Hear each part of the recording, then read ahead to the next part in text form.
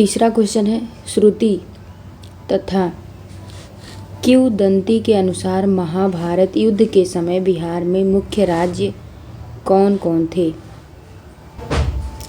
तो पहला हो जाएगा मगध तथा विदेह, दूसरा है अंग एवं लिच्छवी। तो ये सी ऑप्शन सही हो जाएगा, ए और बी दोनों। अगला क्वेश्चन फोर्थ है कि वेद के किस ग्रंथ में बिहार के विदेह राज्य में आर्यों के आगमन तथा निवास का साक्ष्य विवरण मिलता है? तो ये शतपथ ब्राह्मण में। विदेह की प्रथम चर्चा शतपथ ब्राह्मण में मिलती है। फिर अगला क्वेश्चन है कि बिहार का कौन सा प्राचीन राज्य आरंभ में बहुत दिनों तक आर्यावर्त के बाहर था तथा अनार्य जाति के लोगों का आवास स्थल रहा? तो ये ऑप्शन हो जाएगा सी, मगध ऑप्शन। फिर अगला क्वेश्चन है कि बिहार में उपनिषद काल में ब्राह्मण धर्म तथा ज्ञान का महान केंद्र था। तो इसका आंसर क्या हो जाएगा? सी, विदेह। विदेह के राजा जनक प्रसिद्ध दार्शनिक थे। ये राज्य व्याकरण, साहित्य तथा दर्शन शास्त्र का महत्वपूर्ण केंद्र था। फिर अगला क्वेश्चन है, अथर्ववेद में व्रात्य शब्द का प्रयोग किस राज्य के लोगों के लिए किया गया है? तो इसका आंसर हो जाएगा बी, मगध। अथर्ववेद के एक सूक्त में पहली बार मगध का वर्णन मिलता है। अगला क्वेश्चन है, बिहार का कौन सा राज्य उत्तर वैदिक काल का एक महत्वपूर्ण राज्य था? तो इसका आंसर हो जाएगा विदेह। बिहार के भौगोलिक क्षेत्र की, तो देखो बिहार के भौगोलिक क्षेत्र की चर्चा सर्वप्रथम किस साहित्यिक रचना में मिलती है? तो ये मिलती है शतपथ ब्राह्मण। फिर अगला क्वेश्चन है 10 नंबर का, 9 हो गया। अब हम महाजनपद के बारे में देखते हैं। पहला क्वेश्चन है कि 6ठी शताब्दी ईसा पूर्व में भारत में 16 महाजनपदों का उदय हुआ। इनमें कितने महाजनपद वर्तमान बिहार के क्षेत्रों में स्थित था?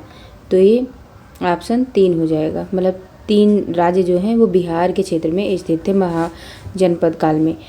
16 महाजनपदों के बारे में जानकारी जो है हमको बौद्ध ग्रंथ अगुंतर निकाय से मिलती है। फिर अगला क्वेश्चन है, निम्नलिखित में से कौन सा महाजनपद वर्तमान बिहार के क्षेत्र में स्थित नहीं था? तो ये हो जाएगा वत्स जो है ये नहीं था। फिर अगला क्वेश्चन, किन क्षेत्रों में अंग महाजनपद स्थित था? तो ये भागलपुर एवं मुंगेर में स्थित था। अंग महाजनपद की राजधानी कौन थी? तो ये वो थी चंपा। बुद्ध के समय तक चंपा की गणना भारत के 6 महानगरियों में की जाती थी। फिर अगला क्वेश्चन है कि बिहार के पटना तथा गया का जिला किस महाजनपद में सम्मिलित था? तो ये था मगध में। फिर अगला क्वेश्चन है, मगध महाजनपद की राजधानी थी? तो ये हो जाएगा गिरिव्रज राजगृह। फिर अगला क्वेश्चन है कि मगध तथा अंग महाजनपद को कौन सी नदी पृथक करती थी? तो ये करती थी चंपा नदी। फिर अगला क्वेश्चन है, बिहार में स्थित कौन सा महाजनपद 8 राज्यों का एक संघ था? तो ये था वज्जी। फिर अगला क्वेश्चन है, वज्जी संघ में कौन सा राज्य सम्मिलित नहीं था? तो ये चेदी नहीं था। फिर अगला क्वेश्चन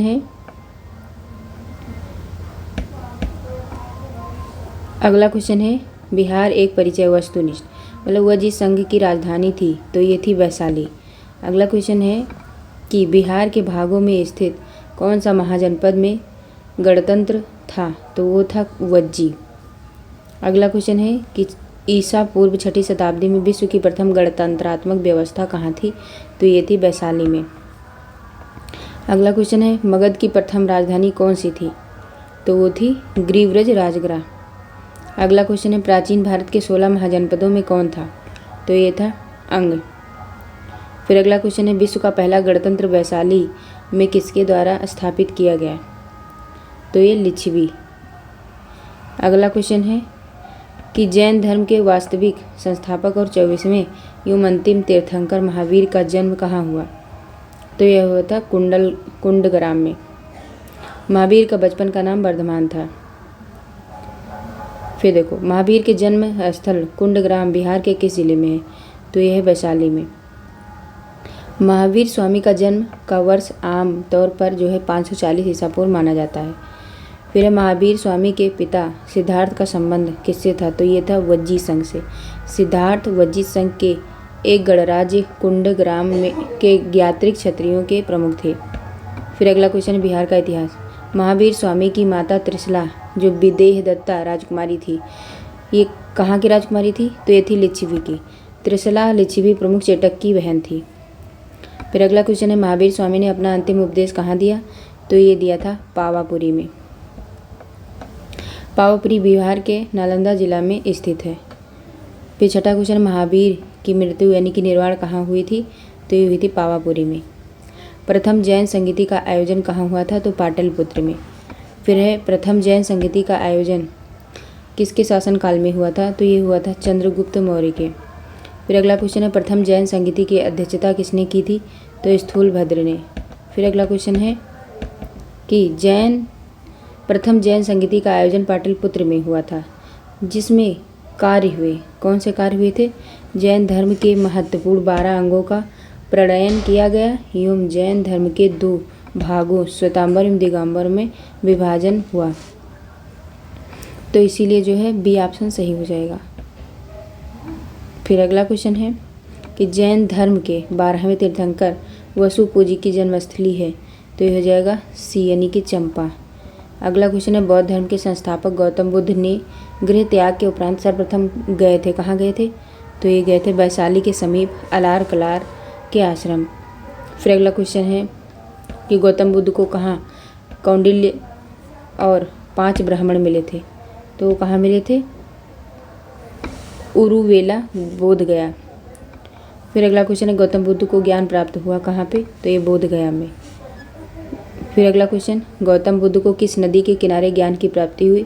तो ये निरंजना नदी। उन्हें ज्ञान की प्राप्ति बोध गया में निरंजना नदी के किनारे एक पीपल वृक्ष के नीचे हुई थी। फिर अगला क्वेश्चन है, राजगृह में आयोजित प्रथम बौद्ध संगीति में कौन से कार्य हुए?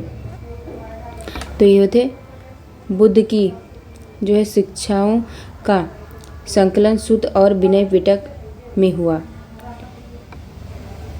प्रथम बौद्ध संगीति का आयोजन लगभग जो है 483 ईसा पूर्व में हुआ था। फिर अगला क्वेश्चन है कि द्वितीय बौद्ध संगीति का आयोजन वैशाली में हुआ। इसमें किए गए कार्य क्या थे? तो इसमें जो है ए ऑप्शन सही हो जाएगा। बौद्ध धर्म 2 भागों स्थाविर और महासंघी के रूप में विभाजित हुआ। फिर अगला क्वेश्चन, इसमें द्वितीय बौद्ध संगीति का आयोजन जो है 383 ईसा पूर्व में हुआ था। फिर अगला क्वेश्चन कि तृतीय बौद्ध संगीति का आयोजन पाटलिपुत्र में हुआ।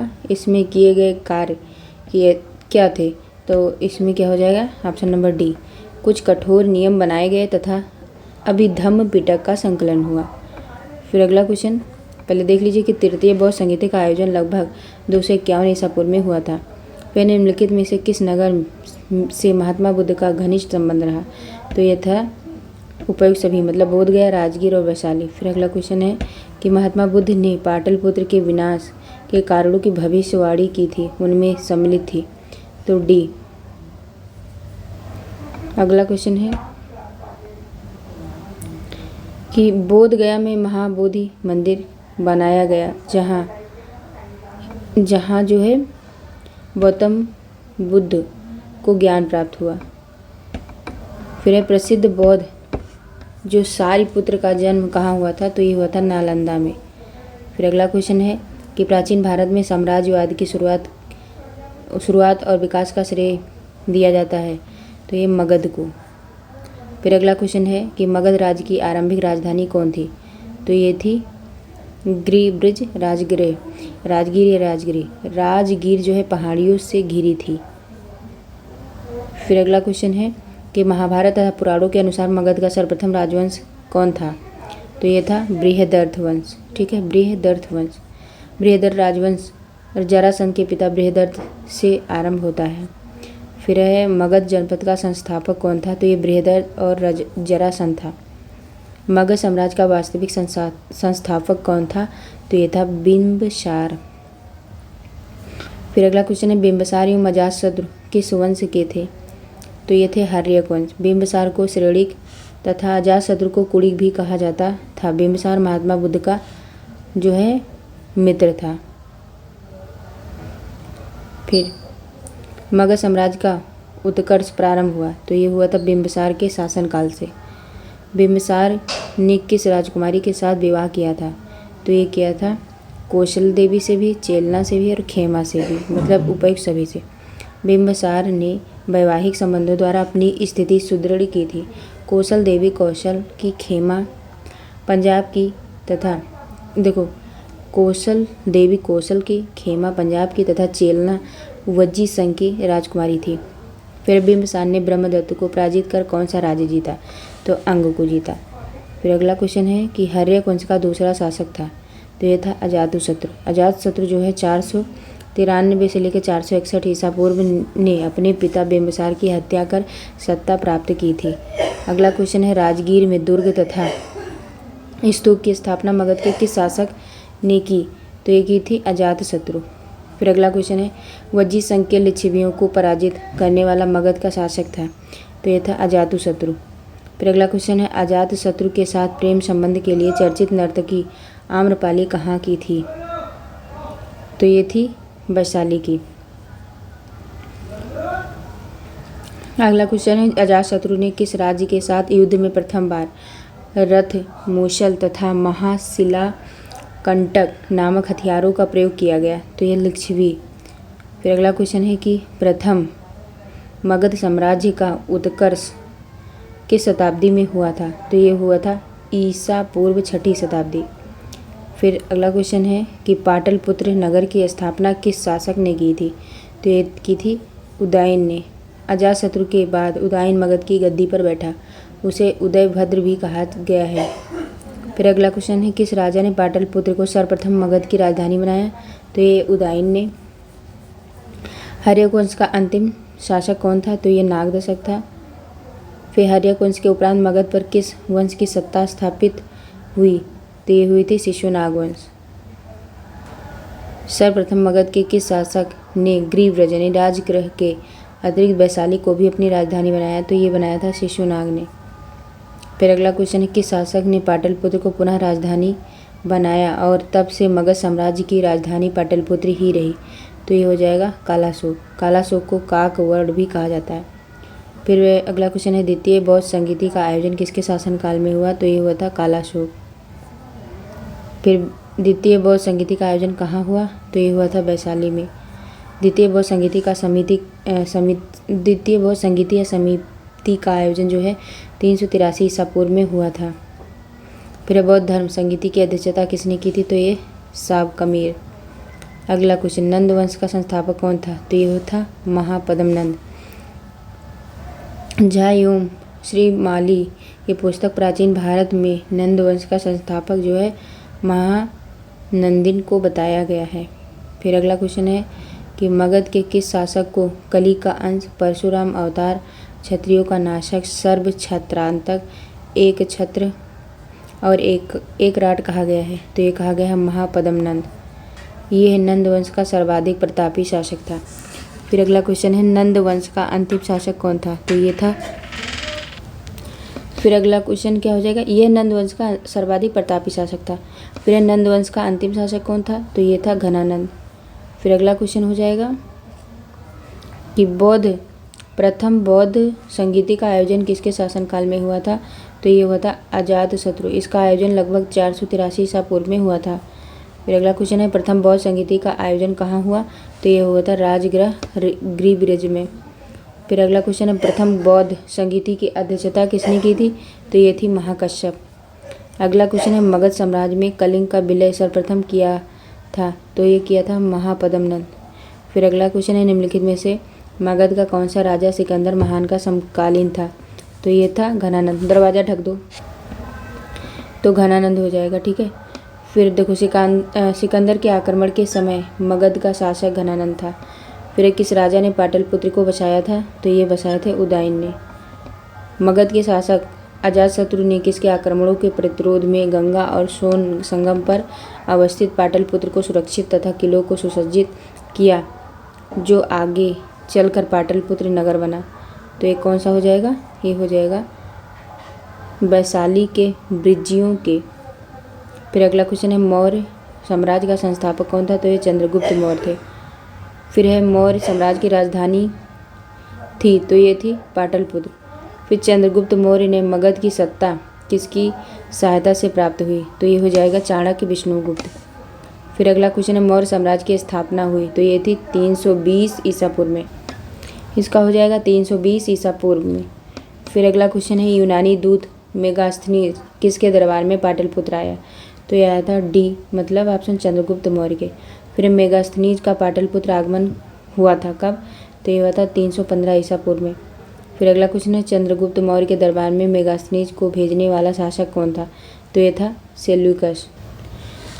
8वां है किस शासक के शासनकाल के समय मगध पर 12 वर्षों का भीषण अकाल पड़ा था, तो ये पड़ा था चंद्रगुप्त मौर्य के समय। फिर चंद्रगुप्त मौर्य का प्रधानमंत्री कौन था, तो ये था चाणक्य। फिर अगला क्वेश्चन है किससे मुक्ति दिलाने के कारण चंद्रगुप्त मौर्य को भारत का मुक्तिदाता कहा जाता है, तो ये यूनानियों। फिर अगला क्वेश्चन है वह स्रोत जिसमें पाटलिपुत्र के प्रशासन का वर्णन उपलब्ध है, तो वो है, तो हो जाएगा इसका आंसर इंडिका।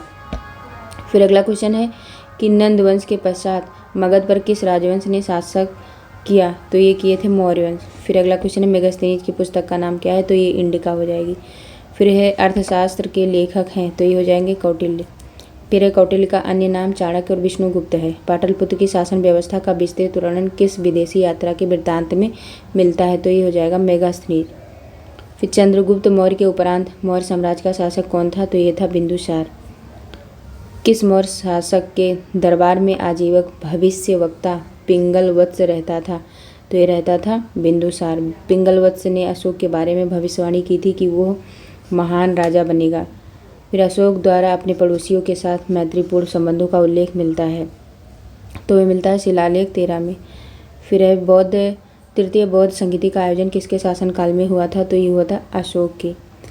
फिर अगला क्वेश्चन है तृतीय बौद्ध संगीति की अध्यक्षता किसने की थी, तो ये की थी मोगलीपुत्र तिस ने।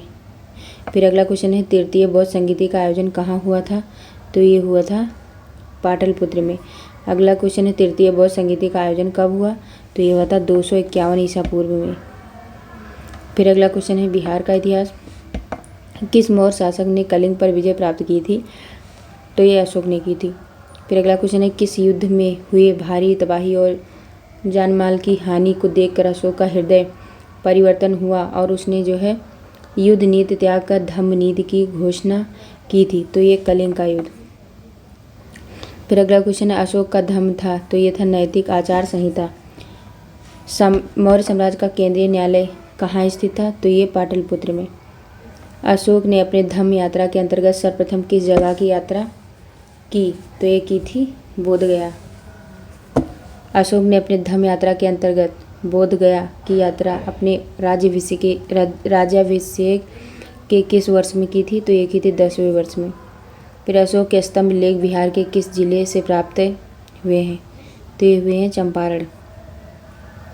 बिहार से प्राप्त होने वाले अशोक के स्तंभ लेख नहीं है, तो ये जो है रुमिनदेई जो है वो बिहार से प्राप्त होने वाले अशोक के स्तंभ लेख नहीं है। फिर अगला क्वेश्चन है अशोक के समय मौर्य साम्राज्य में 5 प्रांत का उल्लेख मिलता है, जिसमें से एक प्राची या प्राची प्रांत पूर्वी प्रदेश की राजधानी थी, तो वो थी पाटलिपुत्र। फिर अगला क्वेश्चन है पाटलिपुत्र में स्थित चंद्रगुप्त का महल मुख्यतः बना था, तो ये बना था किसका, लकड़ी का। फिर अगला क्वेश्चन है कि चंद्रगुप्त मौर्य का राजप्रसाद स्थित था, तो ये था कुम्भरहार पटना में। कुम्भरहार से जो है 80 स्तंभों वाला मौर्यकालीन सभागार या राजमहल का अवशेष मिला है। फिर अगला क्वेश्चन है किस विद्वान ने चंद्रगुप्त मौर्य के राजप्रसाद के बारे में कहा है कि इसकी शान शौकत का मुकाबला न तो सूसा और न ही एक बेतना कर सकते हैं, तो इसका आंसर क्या हो जाएगा, एरियन। अगला क्वेश्चन है कि चंद्रगुप्त मौर्य के राजप्रसाद के बारे में किसने कहा है कि यह प्रसाद मानव कृति नहीं है वरन देवों द्वारा निर्मित है, तो ये फाहियान आंसर हो जाएगा। फिर अगला क्वेश्चन है किस शासक ने गया के निकट बराबर की पहाड़ियों में आजीविकों के लिए गुफाओं का निर्माण करवाया, तो ये हो जाएगा अशोक। ये 4 गुफाएं थे, सुदामा, विश्व झोपड़ी, चौपाड़ तथा कर्ण। गया के समीप नागार्जुनी की पहाड़ियों में प्रसिद्ध गोपी गुफा का निर्माण करवाया था, तो दशरथ ने। दशरथ अशोक का पुत्र था, इसने नागार्जुनी पहाड़ियों में आजीविकों के लिए 3 गुफाओं का निर्माण करवाया था, जिसमें गोपी गुफा भी सम्मिलित थी। मौर्यकालीन चामर गृहिणी यक्षी प्राप्त हुई, तो ये दीदारगंज पटना में। इसे स्त्री रत्न नाम भी दिया गया है। बिहार के किस स्थान से मौर्य काल से बने जैन तीर्थंकरों की प्रतिमा प्राप्त हुई है, तो ये लोहानीपुर पटना। पाटलिपुत्र के नगर निर्माण तथा सुंदरता का वर्णन किया है, तो ये मेगास्थनीज। फिर है पाटलिपुत्र को किस शासक ने सर्वप्रथम अपनी राजधानी बनाया, तो ये चंद्रगुप्त मौर्य ने। फिर अगला क्वेश्चन है अशोक के शासनकाल में बौद्ध सभा किस नगर में आयोजित की गई थी, तो ये की गई थी पाटलिपुत्र में। फिर है किसके शासनकाल में मिस्र के राजा फिलाडेल्फस टालमी द्वितीय ने डियानीसियस नामक राजदूत को पाटलिपुत्र में भेजा, तो ये बिंदुसार। किस विद्वान के अनुसार चंद्रगुप्त मौर्य ने पालीब्रोथस यानी कि पाटलिपुत्र उपनाम धारण किया था, तो ये था स्ट्रैबो। यूनानी दूत डिमाल्किसस का आगमन मगध के किस शासक के दरबार में हुआ, तो ये हो जाएगा बिंदुसार। फिर है केवल वो स्तंभ जिसमें अशोक ने स्वयं को मगध का सम्राट बताया, तो ये हो जाएगा भाब्रू स्तंभ। फिर अगला क्वेश्चन है बराबर की गुफाओं का उपयोग किसने आश्रय गृह के रूप में किया था, तो ये हो जाएगा आजीविकों ने। फिर अगला क्वेश्चन है अशोक की राजधानी कहाँ थी, तो ये हो जाएगा पाटलिपुत्र। फिर अगला क्वेश्चन है मौर्य काल में पाटलिपुत्र का प्रशासन 30 नागरिकों की सभा संचालित करती थी, जो 5-5 सदस्यों की 6 समितियों में संगठित थी। ये कथन किसका है, तो यह है मेगास्थनीज का। फिर अगला क्वेश्चन है मौर्य साम्राज्य के संबंध में कौन सा कथन सही है, तो हो जाएगा उपयुक्त सभी। ये केंद्रीयकृत करों का बोझ अधिक था। फिर प्रशासन तंत्र कठोर था। फिर अगला क्वेश्चन है अशोक के संबंध में कौन सा कथन सही है, तो ये हो जाएगा उसने धर्म विजय की नीति अपनाई, ये भी सही है। उसने विदेशों से संबंध स्थापित किए, ये भी सही है। और उसने प्रजा हित और कल्याण के लिए उपाय किए, ये भी सही है, तो उपयुक्त सभी हो जाएगा। अगला क्वेश्चन है देव नाम प्रिय के नाम से किस शासक ने अपने आप को संबोधित किया, तो ये हो जाएगा अशोक। फिर है धम्म महामाद के कार्य क्या थे, तो ये हो जाएगा धम्म नीति या क्रियान्वयन, लोगों के बीच दान वितरण, जन कल्याण के उपाय, उपयुक्त सभी हो जाएगा। फिर है मौर्यकालीन प्रशासन में राजूक के कार्य थे, तो ये हो जाएगा न्यायिक, ग्रामीण प्रशासन और राजस्व विभाग, सभी हो जाएगा। ठीक है डी। फिर अगला क्वेश्चन है